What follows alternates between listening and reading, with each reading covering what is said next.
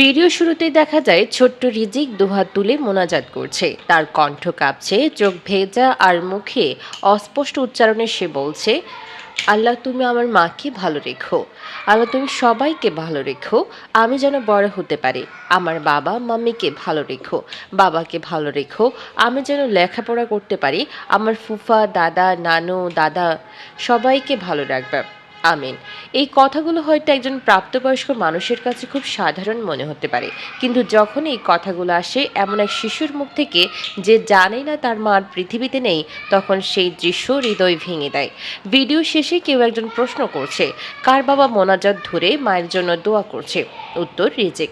হ্যাঁ, ছোট্ট রিজিক, যার জীবনের সবচেয়ে বড় আশ্রয়, সবচেয়ে বড় নিরাপত্তা। তার মা আর নেই। ইকরার মৃত্যুর 3 দিন পেরিয়ে গেছে, কিন্তু এখনও সেই মৃত্যুর রহস্য কাটেনি। প্রশ্নের পর প্রশ্ন জমে আছে। কিভাবে মারা গেলেন? কেন এমন হলো? কেন এত দ্রুত সবকিছু ঘটে গেল? কিন্তু এসব প্রশ্নের কোনো উত্তর জানে না রিজিক। সে শুধু জানে, সকালে যে মা তাকে আদর করে ঘুম থেকে উঠিয়েছিল, কোলে তুলে ভাত খাইয়েছিল, দুপুরের আগেই সে মা আর নেই। ভাবুন তো, সকালবেলা সে স্নেহ মাখা মুখ দুপুরেই হারিয়ে গেল চিরতরে। সবচেয়ে হৃদয় বিদারক বিষয় হলো, সন্তান রিজিককে মায়ের মুখটা পর্যন্ত দেখতে দেওয়া হয়নি। অভিযোগ উঠেছে আলভি তাকে মায়ের মুখ দেখতে দেয়নি। পরে চাপে পড়ে রিজিককে মর্গে পাঠানো হয়, কিন্তু সেখানেও সে মায়ের মুখ দেখতে পারেনি। তাকে শুধু বলা হয়েছে, তোমার মা এই গাড়ির মধ্যে ঘুমিয়ে আছে। একটি শিশু কি বুঝতে পারে ঘুম আর মৃত্যুর পার্থক্য? তার কাছে তো ঘুম মানে কিছুক্ষণ পরই জেগে ওঠা।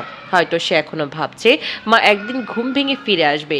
এই নিষ্পাপ শিশুটা তো কোনো অপরাধ ছিল না, তবু সে কেন এমন শাস্তি পাবে? ভিডিওটির আরেকটি অংশে দেখা যায় রিজিক এখন তার নানা বাড়িতে। আলফি নাকি তাকে সেখানে দিতে বারণ করেছিল, কিন্তু অনেক চেষ্টার পর পুলিশের সহায়তায় রিজিকের নানা তাকে নিয়ে আসেন। এখন নানি তাকে মোনাজাতে দোয়া পড়ানো শেখাচ্ছেন, আর সেই শেখানোর মধ্যেই রিজিক মায়ের জন্য দোয়া করছে।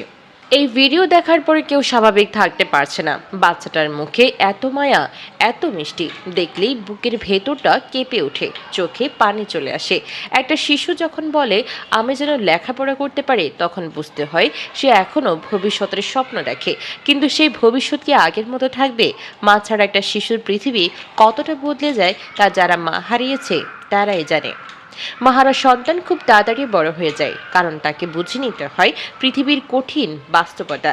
তাকে শিখে নিতে হয় সবাই ব্যস্ত হয়ে যাবে যার যার জীবনে। কেউ তাকে সারা জীবন কোলে তুলে রাখবে না, কেউ প্রতিদিন রাত জেগে তার জন্য দোয়া করবে না সেই মায়ের মতো। আলভি এখনো দেশে আসেনি। এই মুহূর্তে সবচেয়ে বেশি প্রয়োজন ছিল বাবার উপস্থিতি। একটা শিশু যখন তার মাকে হারায়, তখন বাবার কাঁধটায় তার আশ্রয় হয়, কিন্তু সেই কাঁধ কোথায় এখন? সমাজে অনেকে বলছে আলবি দেশে এসে কিছুদিন পর হয়তো আবার বিয়ে করে নতুন সংসার শুরু করবে, হয়তো জীবন আবার তার নিজের ছন্দে ফিরবে। কিন্তু রিজিকের কি হবে? ভিডিওটির শেষে আমরা সবাই সেই দৃশ্য দেখে ছোট্ট রিজিক দুহাত তুলে বলছে, সবাইকে ভালো রাখবা। আচ্ছা, আমিন। এই আমিন শব্দটা আজ পুরো দেশের কান্নার প্রতিধ্বনি হয়ে গেছে।